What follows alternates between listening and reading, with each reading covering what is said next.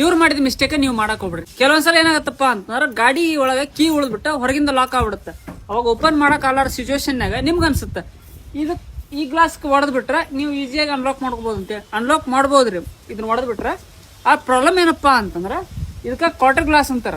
ಈ quarter glass normal ಗ್ಲಾಸ್ಗಿನ 3-4 ಪಟ್ಟು rate ಜಾಸ್ತಿ ಇರ್ತೈತಿ. ಅಂಡ್ ನಿಮ್ಗೆ ಈಸಿಯಾಗಿ ಸಿಗಂಗೂ ಇಲ್ಲ ಅದು ಸರ್ವಿಸ್ ಸೆಂಟರ್ನಾಗ. ನೀವು ಸರ್ವಿಸ್ ಸೆಂಟರ್ ಅಡ್ಡಾಡಿ ಸಾಕಾಗ್ಬಿಡ್ತೈತಿ, ಆದ್ರೆ ನಿಮ್ಗೆ ಜಲ್ದಿ ಅವೈಲೇಬಲ್ ಆಗಂಗಿಲ್ಲ. ಹಿಂಗಾಗಿ ಗಾಡಿ ಒಳಗೆ ಕೀ ಸಿಕ್ಕೊಂಡು ಲಾಕ್ ಆದಾಗ ನೀವು ಮೆಕ್ಯಾನಿಕ್ನ ಭೇಟಿ ಆಗೋದು ಬೆಸ್ಟ್.